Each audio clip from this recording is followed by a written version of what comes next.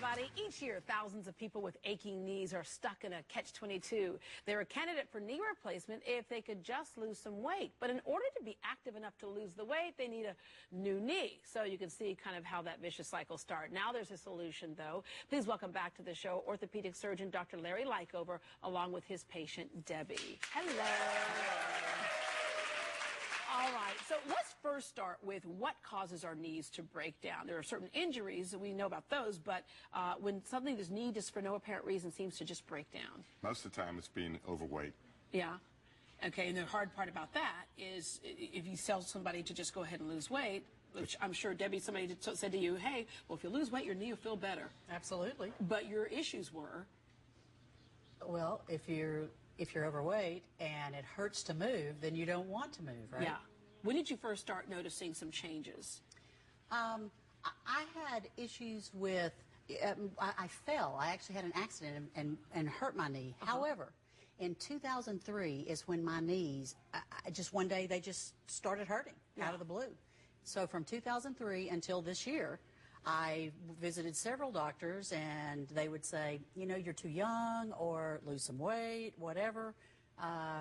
You know, you're not a candidate yet. Yeah, and Dr. Likover, your thought process is to kind of reverse that, because how's that person supposed to go out and lose weight? And a lot of times people will end up being more sedentary, gaining more weight because they're in pain. Right, so that's the problem. When your knees are really hurting you, you're not going to be able to go out and exercise and lose weight. And to really lose weight effectively, you have to exercise, and you have to be able to decrease your food intake, of course. A lot of people will think about a knee replacement and then also think about, wow, I don't know if I want to go through all that. If they're thinking about somebody who's had it in the past, what were you thinking that was going to take for you? It was so overwhelming, I just couldn't even imagine, right? And they would tell me that a new knee would be good for 10 years, and I just couldn't imagine only getting 10 years out of a knee. You know, it was just crazy. So the key thing for people to do is start asking questions. Go to the doctor, ask questions, because technology has changed. The process of how you do surgery has changed. The technology has improved a lot. We really think that knee replacement should last over 20 years. I'm now doing knee replacement without using cement. Cement has been one of the problems that breaks down over time. But we're now doing a bio-ingrowth knee where your own tissue holds the knee in place. Okay, I've had knee surgery. In fact, you did my knee surgery about 10 years ago. Still good, still working. Here it is, right?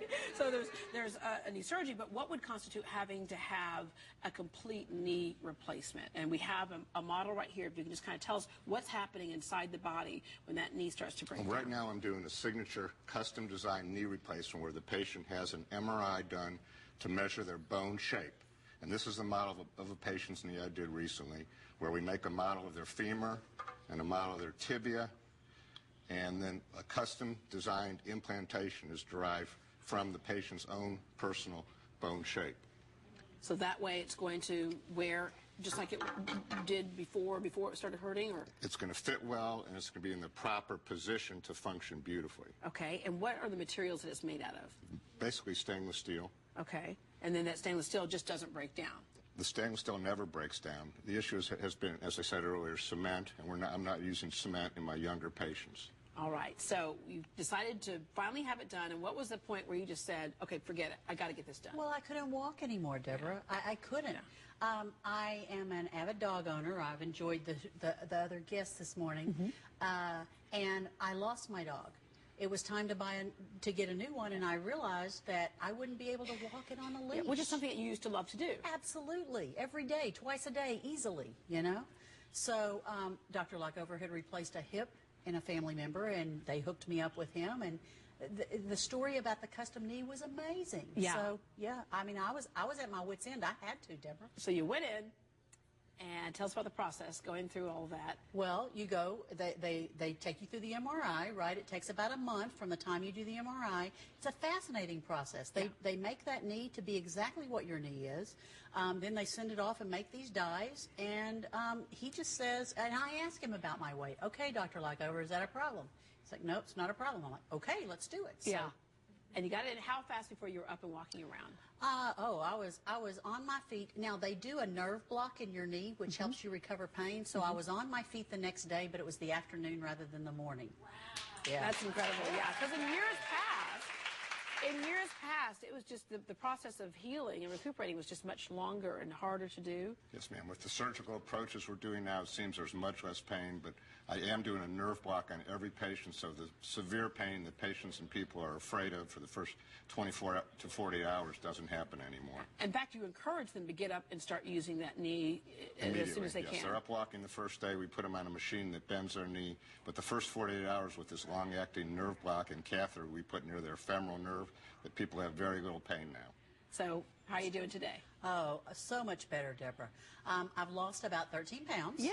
Yes, thank you, thank you. And I've rejoined my gym. In fact, the machines are so new now. I'm like, okay, how do you do this one? Because the screens and the video and the TV, who knew that you know those machines had that stuff? Yeah, so, yeah, it keeps you in there. Yeah, so I'm still recovering. Yeah. So much better than it So was. just the one knee, right? Both knees. Well, both knees. I've had You both knees done. Ah. I had my right knee done in August, and my left knee he just did in November. Awesome. You got at least 20 years to go. Absolutely. Okay, Dr. Likover, what do you have to say to those people out there who are still thinking that it's going to really take so much out of their life to do this? I would imagine don't sit there in pain and sit sedentary, because that's kind of where the demise happens for a lot of people that kind of go downhill from there. Correct. Most people are not going to lose weight until they get their knees fixed. Once they get their knees fixed, they can go out and exercise and have a healthy lifestyle. All right, Dr. Likover, thank you very much. Thank you, Debbie. To find out more about Dr. Likover, log on to newkneedoc.com, newkneedoc.com. Say that fast 5 times. Or for any of the health services at Memorial Hermann, go to memorialhermann.org. You can call the hospital system at 713-222-CARE. That's 713-222-2273. They'll help you find the right care close to where you live. After the break, don't use the excuse that you are on the run to eat